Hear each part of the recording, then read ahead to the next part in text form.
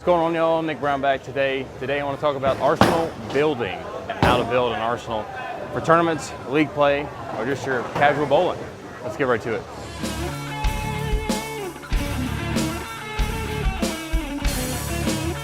All right, this is how I build a 6-bowl arsenal for your typical house shots on your easier side of patterns. I like lower differential balls. So I'm gonna start with my benchmark here, the IQ Tour Edition.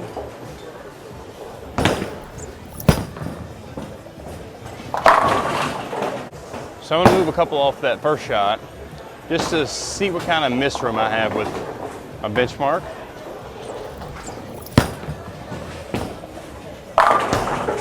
So I moved 3-4 left there. Still have plenty of recovery down lane. That tells me I'm in the right ball for that zone. But what if I need something stronger? Well, I'm gonna ball up to an asymmetrical solid, which today I have with me the Eternity Pie from Niner Global. All right, Eternity Pie, moved a couple left off of the IQ Tour. You can see it much earlier, really picked up a lot earlier, much smoother change of direction compared to that IQ. Bigger core, bigger cover stock, wants to start in the middle of the lane much faster than my quote-unquote benchmark ball. All right, same spot with the Eternity Pie. I was with the IQ Tour.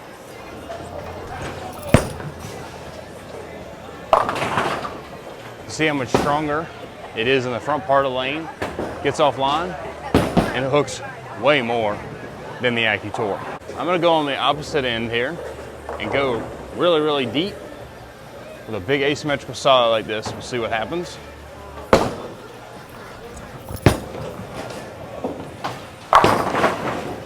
You kind of get that flat 10. I move left, and on this house shot, there's a lot of oil in the middle, a lot of dry on the outside. So it got through all that oil, but then when it saw friction, it had already hooked in the oil. Didn't quite have enough to drive through it. It got there, but it didn't have enough quite to drive through the pins. Now I'm gonna go to the Virtual Energy Blackout, which is my Pearl asymmetrical. I'm gonna start the same spot I did with the IQ Tour.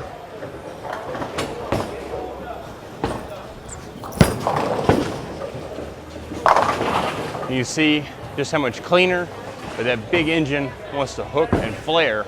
That clean cover stock wants to get it down the lane.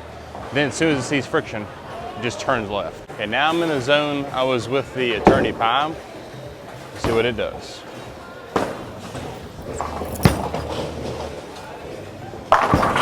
You see how much cleaner down the lane that it is. Keeps going. It looks like I missed right, which I may have missed a tad. But the Eternity Pie doesn't let it get that far right because of how strong that cover stock is, where the cleaner cover stock of the Virtual Energy Blackout and the core mixed gets it through the front part of the lane way easier, so it continues to travel the path that I sent it, and then when it sees friction, it hooks. I like to use my Blackout later in the day, but I still need that big core. Normally the ball that I turn to. And it's still really, really quick from there, which tells me I need to keep moving further left and bring my break point just a tad further in. Now I'm gonna move in where I'm comfortable with this Virtual Energy Blackout just because of how much it hooks down lane.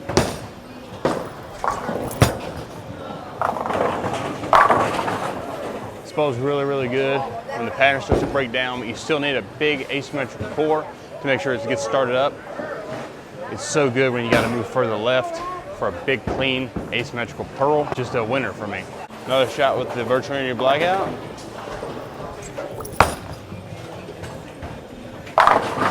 You got to give them the big curve. The Virtual Energy Blackout is your friend. So when I need something weaker, core-wise, but still pearl, I'm going to look at, today I have an XPonent pearl with me. I also look at like an IQ Tour Ruby or even a Lightning Blackout at times. When I need less core to give me a little bit rounder shape, and I need it to get through the front just a little bit better than an asymmetrical pearl, I go to a symmetrical pearl. It's a really good step down. You can move a couple further left and kind of feel like you can throw it a little slower and not feel like it's gonna overhook on you like the big asymmetricals. I like to build my bags from the middle out. So I like to have stuff above and below in both pearl and solid form.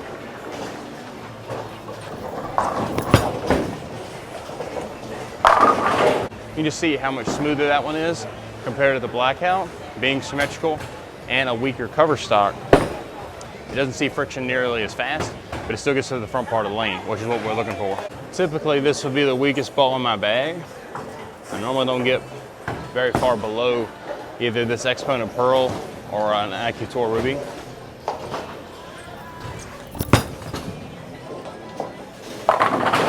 Because I like to still throw it a little firmer than most, where some would probably throw a lightning Blackout or even some hustles at times. I just like to be more aggressive with my speed, and so I like typically a little stronger lower end balls. And of course, in today's game, you have to have a urethane ball no matter what you're bowling on. First shot here, this is gonna hook a lot, first shot.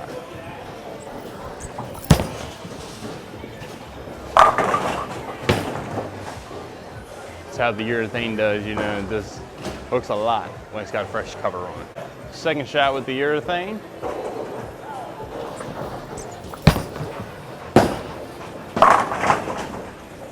Still hooking. Now I have a couple shots on the urethane. Throw it to the right a little bit.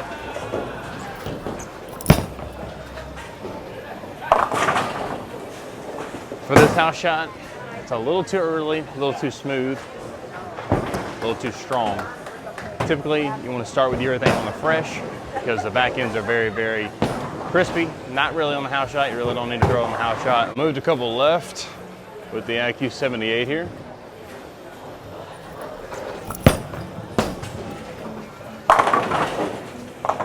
right, move a couple more left, but you're gonna see the urethane is gonna eventually flat 10.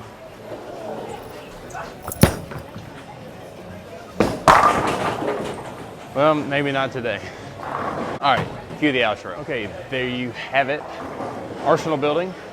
For me, my big, strong asymmetrical ball. In this video, I threw the Eternity Pi. Of course, we have many more options in the Storm, Roto Grip, and 900 Global lines, such as Harsh Reality from 900 Global, Gem from Roto Grip, Absolute Power from Storm.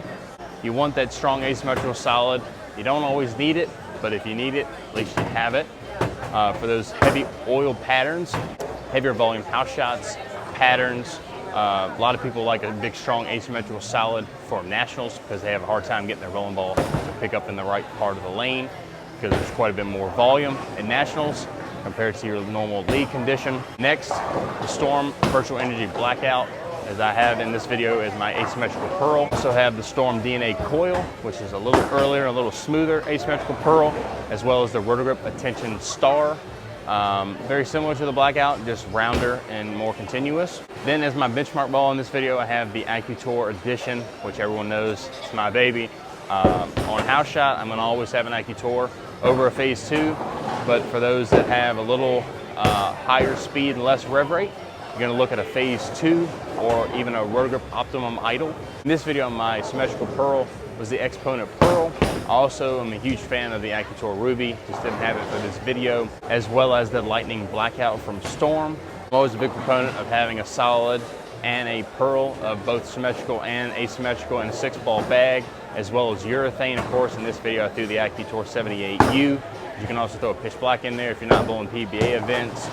And then, of course, my 6-ball is my mix. Gotta have the spare ball. If you can get away with not throwing a spare ball, then you can throw in another benchmark ball with a different layout or something like that is what I would typically do. But for me, I like to throw a spare ball because I know it's gonna go dead straight, and if I miss, it's my fault. Thanks so much for watching, guys. I really, really appreciate it. If you like my apparel that I wear in all my videos, please check out EFX at apparelefx.com and use my code SRGBBFS for 10% off the entire EFX website.